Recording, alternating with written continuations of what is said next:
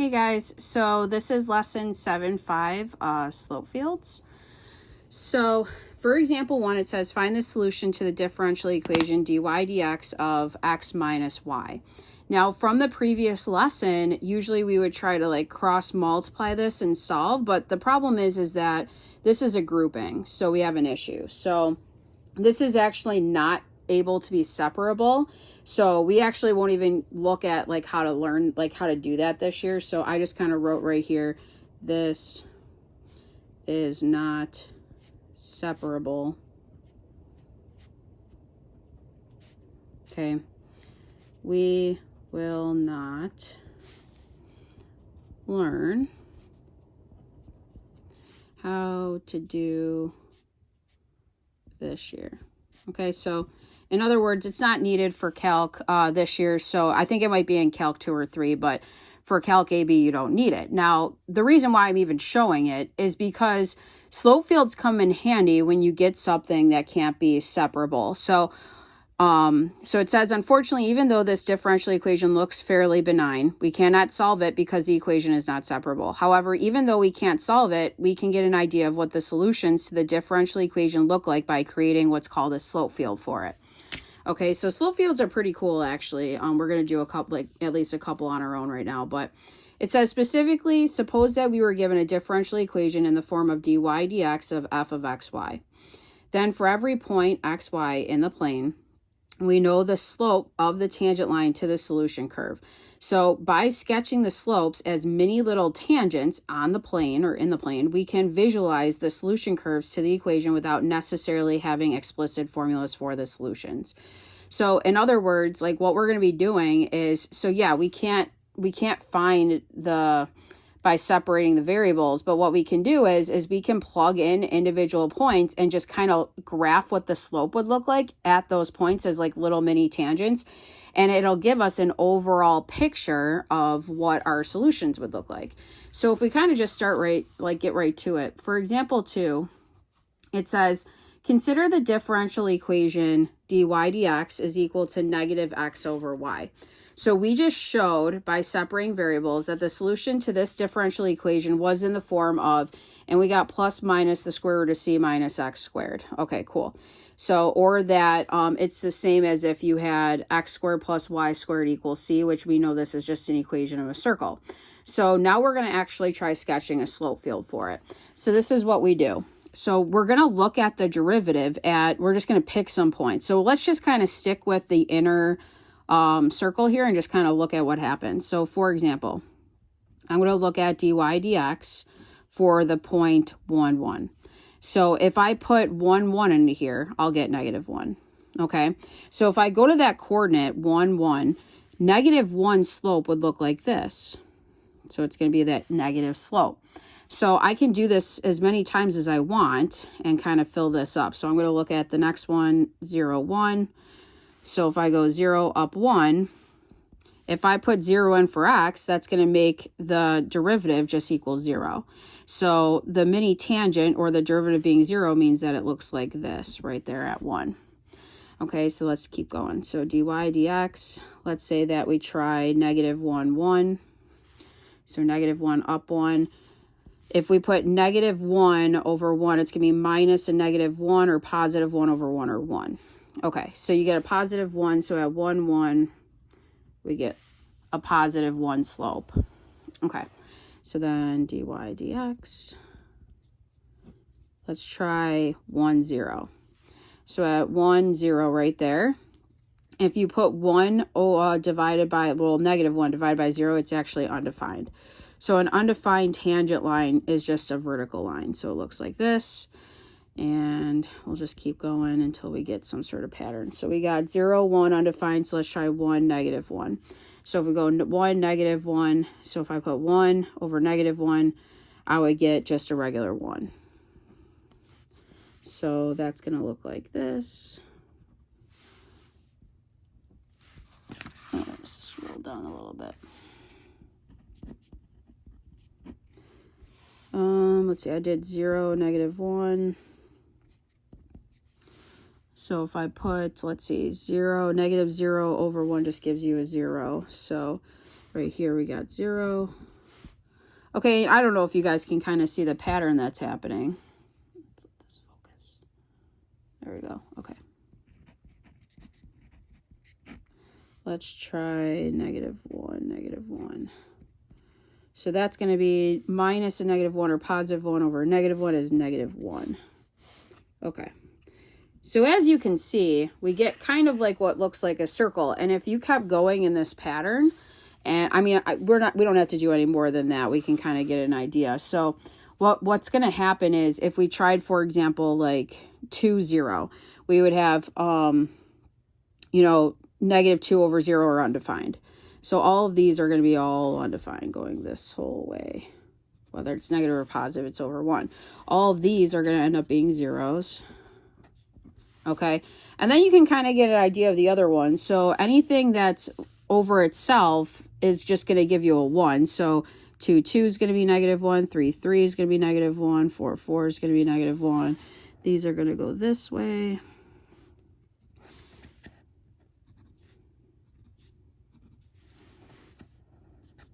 I always thought these were kind of cool. Okay.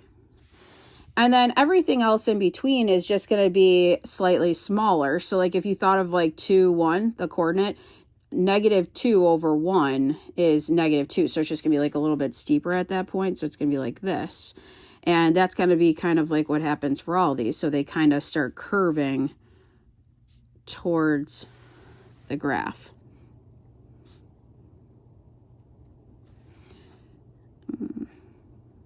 Okay. So I'm just going to fill in the rest of this real quick so you guys can kind of see it.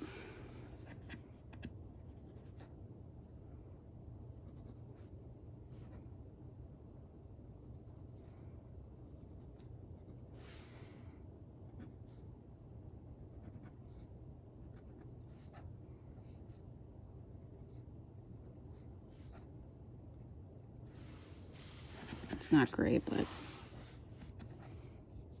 it's kind of time consuming actually.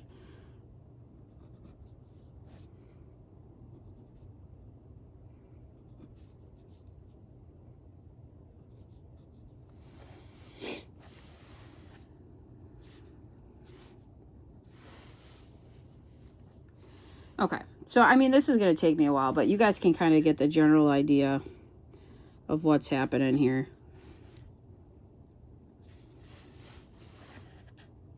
I feel like I've been doing this forever.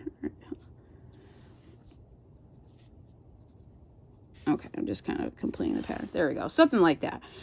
Okay, so you get something that looks like this, and it's interesting because all we did was we just looked at the many tangents. So like knowing that the solution to this differential equation ended up just being this plus or minus the square root of c minus x squared, which is really the same thing as saying x squared plus y squared equals some constant or a circle. The slope field's showing us what all the solutions look like. Okay, so even though like for the very first one that we looked at, we couldn't find it, we can examine a slope field, and then that might kind of help us to know what the solution would be for that equation.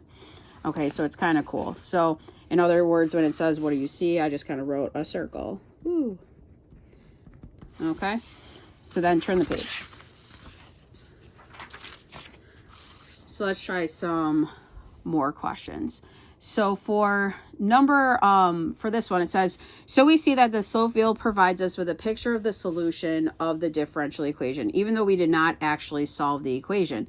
So it says, let's try to match some slope fields. Okay, so for this first question, it says, one of the following slope fields is for the differential equation dy dx is x plus y, and then the other one's for dy dx is an x minus y. So if you notice, the graphs kind of vary very minorly. There's not like a lot of differences, but what you want to focus on if it's something linear, like if you're getting something kind of like this, is you want to pay attention to where the horizontal tangencies are happening. So I'm just going to make a note. So we're going to say horizontal tangencies when dy dx is equal to 0. Okay, so when this equals 0, okay, that's where we're going to have a little tangent line that kind of goes flat, right, with a 0. So if I, let's see, subtract x on both sides, I get -x is equal to y. So if you kind of look at where the horizontal tangencies are, I'm just going to kind of label them on both. So I have here,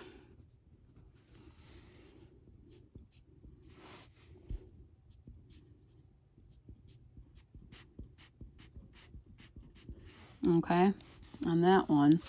And then I got this one.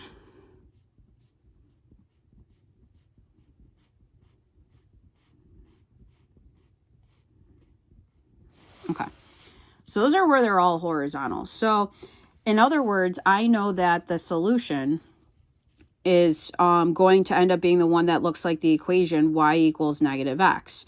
So that's going to end up being this. This is going to be the differential equation, the slope field for that differential equation. So then if you kind of thought of this one as the same thing, you would have horizontal tangencies when this is equal to 0. So if I add y on both sides, where y equals x. So that's why this is the line y equals x right here. So that's why this is representing the slope field for that differential equation. Okay, so in other words, we didn't solve it at all. We didn't have to do separation of variables, but we can kind of determine our solution based off of the slope field. Okay, by just looking at the tangencies. Okay, so then for number 2. There we go. Okay. Number 2 says, one of the following slope fields is for the differential equation dy dx is 1.1 x to the squared or whatever. This one's 1.1 y squared. So pretty much this is what you want to look at. This one is all dependent. So I'm going to actually write this. I'm going to say dy dx depends only on x here. Okay, so in other words, I don't know what the heck is going on with y. This equation is only determined, like this rate is going to change based off what you put in for x. So in other words, as y changes, there is no change in dy dx. Okay, so in other words, it only kind of changes as you shift left or right. So if you kind of look at these two slope fields, they almost look exact. But if you guys look at the first one, part A, if you look down one whole row, okay, you see how it doesn't matter what y I pick, they're all the same. So like, I mean, it doesn't matter, just like pick like a row, just kind of look at it. So these all have the same slope going down. Same thing if I say looked at this, they're the same. When they start changing is when you start going left or right. That's when they start, you know, like as I move like over to the right, it goes this way, this way, this way, this way, and then it curves back up. Okay, so this means that it's only changing when x is changing. So that's why this one would actually be the graph of this one.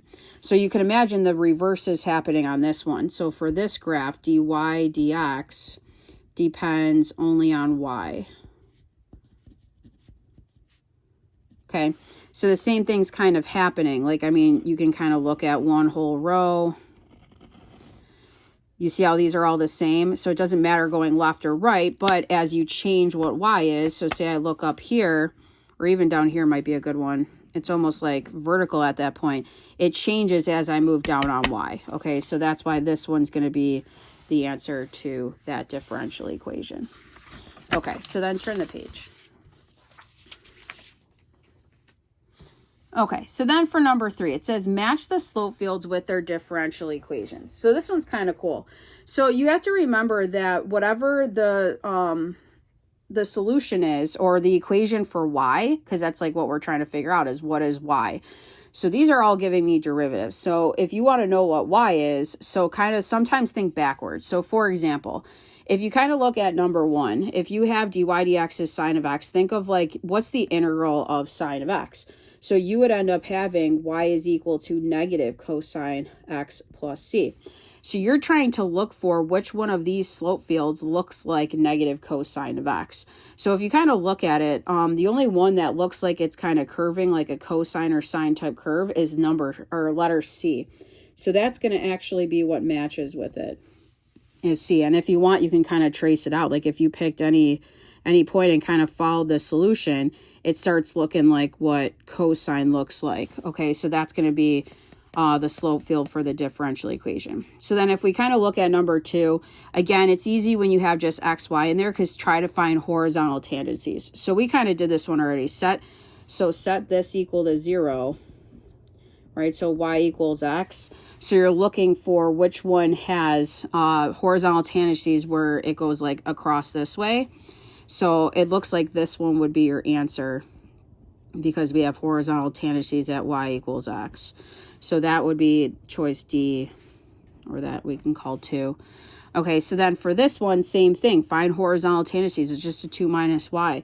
So where this equals 0, okay, so if I add y equals 2.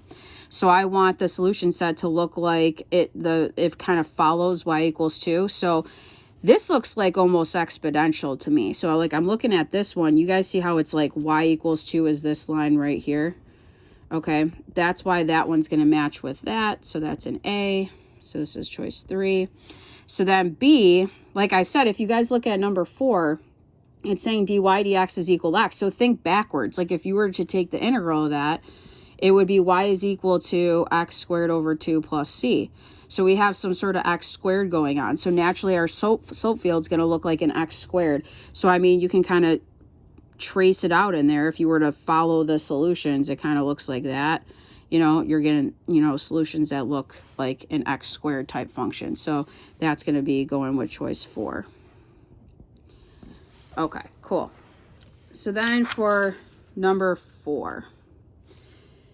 Now, number 4 is kind of hard to explain, so I'm going to do my best for you guys. So it says, shown below is a slope field for which of the following differential equations. So they're saying this slope field matches which one of these. So when you have something like this, it's kind of, if you have something going on that's similar in each quadrant, it's kind of easier if you kind of split this up by looking at what's going on quadrant 1, what's going on quadrant 2. Because remember, you can technically put points into all of these and like figure out the slopes. It just might take a while. So to make it a little bit easier, if I look at, for example, when, let's see, x is less than 0 and y is greater than 0. So in other words, I'm talking when x is less than 0, y is greater. So I'm talking quadrant 2. I'm going to kind of look at this in the 3 quadrants. What do I know is happening with my slopes in this quadrant? So if you guys look, it's like undefined, undefined, negative, negative, negative. So mostly negative. These look undefined, but they're like probably super, super strong negative. So I know that when that is happening in that quadrant, that my derivative is less than 0. So when x is greater than 0 and y is greater than 0, so quadrant 1, these are all positive. Like all these slopes are positive, so my dy dx is greater than 0. So then looking at quadrant 3, so when x is less than 0, y is less than 0. So this one's kind of interesting. So when they're both negative, they're actually, the slope is also negative. So dy dx would be less than 0. And then last, when x is greater than 0, right, and then y is less than 0, we're getting that these slopes are all positive. So dy dx is greater than 0. So this one we got to just kind of think about logically. Okay, so starting with this quadrant 3, in my opinion, is going to help us eliminate a lot of these because I'm seeing like squares and cubes. So if I think of like a number like -1 over like -1, -1, like try putting that in and see what happens. So like if I put -1, -1, I get 1, right? So my derivative's not actually positive. So I know right away A is a goner. So then if I try this one, if I do -1 squared over -1 squared, that's 1 over 1. Again, that's also positive, so B is a goner. So then for C, you have x cubed. So if you think of -1 cubed over -1, that's still negative over negative or positive, right? So C cancels. Again, all I'm looking at are this requirement right here, and it's kind of eliminating a lot. So I'm down to these two. So then if I look at D, I have, if I do -1 squared, I get 1 over -1 gives me a negative. So -1 over, right, I'm sorry, 1 over -1 is negative still. So I'm not going to be able to look at this requirement. So let's try a different quadrant. So if I try a coordinate, say, let's see, 1, -1. So if I put 1 over -1, do I get a positive number? So 1 squared is 1 over -1. I get negative, so this would not work. So my answer is going to actually be E. And you can then test a point in each one of these. I mean, obviously quadrant 1's kind of a joke because it's like all positive anyways. So it doesn't matter if you put a positive cubed or a positive cubed, it's always positive. We already kind of, you can kind of tell right here, if you did a negative cube, that's negative, over a positive, that's negative still. So it kind of works on that one, and you can test the other two, but you're going to see that it works. So it says for the bottom here, it says, for the slope field and differential equation above, sketch the solution curve that passes through the point 0, 1. So let's start with that first. So if you started at 0, 1, they're saying just kind of follow what the solution would be. So it's kind of like going to go up this way, like if you just kind of follow the tangencies. So then it says also do the solution curve through the point 0, -3. So 0, -3 down here. So if you kind of follow it, let's see, it kind of goes like there. Kind of cool. Okay, it's not great, but that's what those two solution curves would be through those 2 points, roughly. Okay, if you just kind of follow the tangencies. Okay, so then turn the page. Okay, so this is from the AP Calculus course description. It says the slope field from a certain differential equation is shown above. Which of the following could be a specific solution to that differential equation?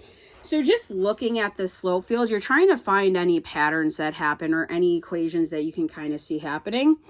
Right away, if I'm looking at it, I'm not seeing anything with an x squared. I'm not seeing anything kind of curved, so that's an easy one to eliminate. I'm not seeing any back forth like I am with cosine. Okay, so I'm down to these 3. Now, if I kind of look at it, it looks as though my slope field, the general direction of it, is kind of going like this, where it veers and then goes up. So what this solution looks like to me is it's ln of x. Okay, so that's going to be my answer. Ln of x would look like what the solution curve is if you just kind of follow all these tangencies. And you could pick any point to start at, and you're going to see it kind of has the shape of ln of x. Okay, so then at the bottom, okay, this is something that he had on there. Now, since like our exam is going to be online, this might actually be a program that you guys want to try, because it took me, I'm not going to lie, it took me about, I would say 15 minutes to figure this out online and stuff like that. But I just want to show you guys like an example of what it does, because it is kind of cool. So if you notice, if you press, I don't know if you guys ever did a program before. I put the program in and called it like slope field. So once you have done the program and you put it in, so like how you put a program in is you go to edit. So all I did was, here, let me try to move it up even more. Okay, so all I did was press the program button right here, and then you could click to edit or new, like I created a new one. And then it gives you like an option to name it something. So I named it slope field, and then like it has you to start putting in commands. So these are the commands that you can put into the window. Now, what I found is the hardest part is where to find certain buttons, like when you were trying to type it in. So like clear draw, like for example, here, let me go in here. I guess I'll just name this something. So I'll press alpha S. Okay, I'm just going to name it S because I already kind of have it in there. So like clear draw, for example, you see the draw button. It's like right here above program. You would press second draw, type in clear draw, press enter.